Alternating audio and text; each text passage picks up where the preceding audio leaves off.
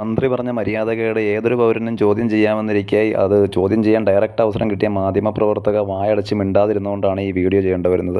സംഭവം നിങ്ങൾക്ക് എല്ലാവർക്കും അറിയാമായിരിക്കുമല്ലോ. തിരുവമ്പാടിയിലെ KCB ഓഫീസ് ആക്രമിച്ചു എന്നുള്ള പേരിൽ അറസ്റ്റ് ചെയ്ത് റിമാൻഡിൽ കഴിയുന്ന പ്രതികളുടെ വീട്ടിലെ വൈദ്യുതി കട്ട് ചെയ്തത്. പ്രായമായ മാതാപിതാക്കളുള്ള വീട്ടിലെ വൈദ്യുതി കട്ട് ചെയ്തതിനെതിരെ അവിടെ മാത്രമല്ല ഇപ്പോൾ കേരളം മുഴുവൻ പ്രതിഷേധം നടന്നുകൊണ്ടിരിക്കുക. ഇതേ തുടർന്ന് മനോരമ വന്നൊരു ന്യൂസും വൈദ്യുതി മന്ത്രിയുടെ വാക്കുകൾ നമുക്കൊന്ന് കേട്ടു നോക്കാം.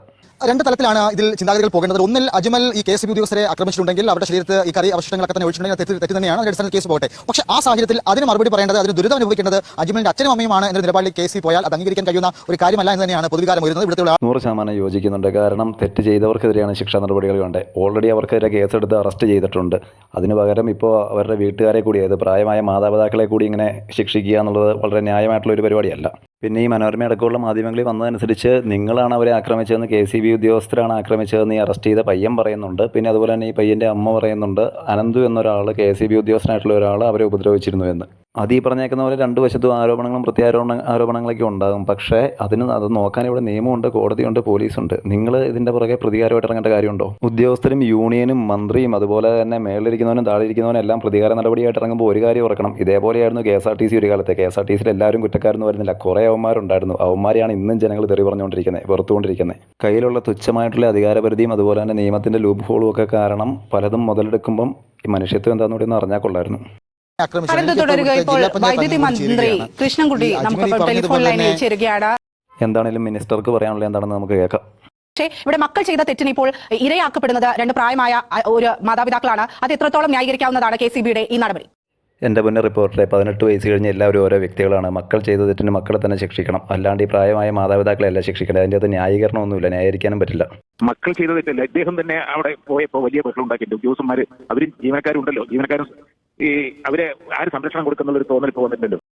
എന്താണ് മന്ത്രി ഉദ്ദേശിച്ചതാവോ?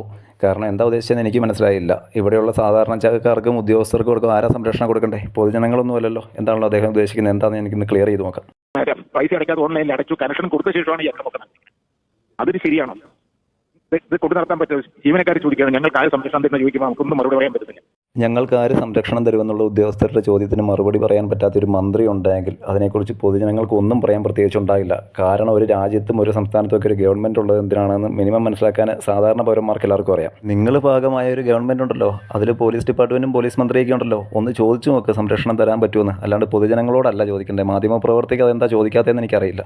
ഇതൊക്കെ കേൾക്കുമ്പോൾ വളരെ സങ്കടവും വിഷമവും തോന്നും. കാരണം സാധാരണക്കാരായ ഞങ്ങളുടെ അവസ്ഥ എന്താ? നിങ്ങളുടെ ഉദ്യോഗസ്ഥർക്ക് സംരക്ഷണം കൊടുപ്പിക്കാൻ നിങ്ങൾക്ക് പറ്റുന്നില്ലെങ്കിൽ ഞങ്ങളുടെ സാധാരണക്കാരായ ഞങ്ങളുടെ അവസ്ഥ എന്തായിരിക്കും? അപ്പോൾ പോലീസിന് ഒരു ഉറപ്പ് തരിക, അല്ലെങ്കിൽ എൻക്വയറി വെച്ചിരുന്നു ഒരു ഉറപ്പ് കിട്ടിയാൽ അവർക്ക് കണക്ഷൻ കൊടുക്കാൻ വേണ്ടിയുള്ള നിർദ്ദേശം. എന്തുകൊണ്ട് ഈ റിപ്പോർട്ടർ ചോദിക്കുന്നില്ല ഈ ഉറപ്പ് ആരാ കൊടുക്കേണ്ടതെന്ന്?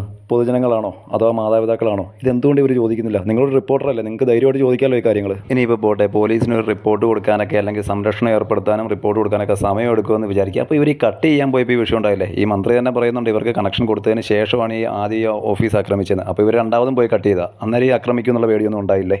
അപ്പോൾ നമ്മൾ സാധാരണക്കാരന് മനസ്സിലാകുന്ന ഒരു കാര്യം, പ്രതികാര നടപടിയോടുകൂടി ഒരു രീതിയിലും മുന്നോട്ട് പോകാൻ സമ്മതിക്കില്ല എന്നുള്ള കാഴ്ചപ്പാടിൽ ചെയ്യുന്ന പ്രതികാരം, അത്രയേ ഉള്ളൂ. ഈ പ്രായമായ മാതാപിതാക്കൾ ആക്രമിക്കുമെന്ന് പേടിക്കുന്ന നിങ്ങളുണ്ടല്ലോ, നിങ്ങൾ ഒന്ന് രണ്ട് കാര്യം ആലോചിക്കണം. പണ്ട് നിയമസഭ ഒരു മടിയില്ലാണ്ട് തല്ലിപ്പൊളിച്ച ആളുകളാണ് കൂട്ടത്തിലുള്ളത്. പിന്നെ അതുപോലെ തന്നെ KSRTC തടഞ്ഞ് സാധാരണക്കാരെ ബുദ്ധിമുട്ടിപ്പിച്ച ആളുകളും ഉണ്ട് കൂടെ. സാധാരണക്കാരനെ ഇവിടെ എല്ലാ കാലത്തും ഇത് അനുഭവിക്കണം. ഏത് പാർട്ടിക്ക് വോട്ട് ചെയ്താലും ഇതാണ് അവസ്ഥ. ആർക്ക് ചെയ്താലും വലിയ മാറ്റമൊന്നും ഉണ്ടാവുമെന്ന് എനിക്ക് തോന്നുന്നില്ല. അവിടെയാണേലും ഇവിടെയാണേലും മൂന്നാമതിരിക്കുന്നവനാണെങ്കിലും ഇതൊക്കെ തന്നെ അവസ്ഥ. ഏറ്റവും ആദ്യം ചെയ്യേണ്ടത് ഈ ഗവൺമെൻറ് ജോലിക്കാർക്കിടയിലെ യൂണിയൻ ഒന്ന് എടുത്ത് കളയാൻ പറ്റിയാൽ അത്രയും നല്ല കാര്യം. അത്രയും ഉപദ്രവം ഇവിടെ കുറേ ഇവരെ കൊണ്ടുള്ളത്. ഇതെല്ലാവരും ഉദ്ദേശിച്ചല്ല, കുറേ ആളുകളെ മാത്രം ഉദ്ദേശിച്ചാണ്. എന്ത് ചെയ്താലും യൂണിയൻ സംരക്ഷിക്കും, പാർട്ടി സംരക്ഷിക്കും എന്നുള്ളൊരു വിശ്വാസമുണ്ടല്ലോ എല്ലാ പാർട്ടിപ്പെട്ട ആളുകൾക്കും. പിന്നെ പോലീസുകാർക്കിടയിലെ യൂണിയനും അതുപോലെ തന്നെ രാഷ്ട്രീയ പാർട്ടികളുടെ ഇടപെടലും അതും ഒഴിവാക്കാൻ പറ്റില്ല. അത്രയും നല്ലത്. ഒരു ദിവസം ഇവിടെ ഹർത്താൽ എന്നുള്ള പേരിലുള്ള കടകളടക്കം മുഴുവൻ അടപ്പിച്ച് ഒരു പരിപാടി നടത്തിക്കാണ്ടിരിക്കുമ്പോൾ ഇവിടെ ഉണ്ടാകുന്ന നഷ്ടം എന്തൊക്കെയാണെന്ന് അറിയാവോ? അതുമാത്രമല്ല, ഇതുവരെ ഇവിടെ ഹർത്താൽ, ഈ അടുത്ത കാലത്ത് ഇവിടെ ഹർത്താൽ നടത്തിയതുകൊണ്ട് തീരുമാനമായിട്ടുള്ള എന്തെങ്കിലും കാര്യം അറിയാമെങ്കിലും ഒന്ന് പറഞ്ഞു തരണം. എനിക്കിതുവരെ അറിയില്ല സ്ഥായിയായിട്ടുള്ള എന്തെങ്കിലും മാറ്റങ്ങൾ ഇവിടെ ഈ അടുത്ത കാലത്ത് നടത്തിയേക്കുന്ന ഹർത്താൽ കൊണ്ട് വരുത്താൻ സാധിച്ചിട്ടുണ്ടോ? ഈ ഹർത്താലിൻ്റെ പേരിൽ പൊതുമുതൽ നശിപ്പിച്ചേക്കുന്ന ഒരുപാട് സംഭവങ്ങൾ നമ്മൾ കണ്ടിട്ടുണ്ട്. അപ്പോൾ ഇതെല്ലാം ഇങ്ങനെ തന്നെ ഇവിടെ കണ്ടിന്യൂ ചെയ്തുകൊണ്ട് പോകുകയാണ്. സാധാരണക്കാർക്കുള്ള ഒരേ ഒരു ഡൗട്ടേ ഉള്ളൂ, ഇനി ആര് ഭരിച്ചാലാണ് ഇവിടെ ഇതിനൊരു മാറ്റം വരിക എന്ന്.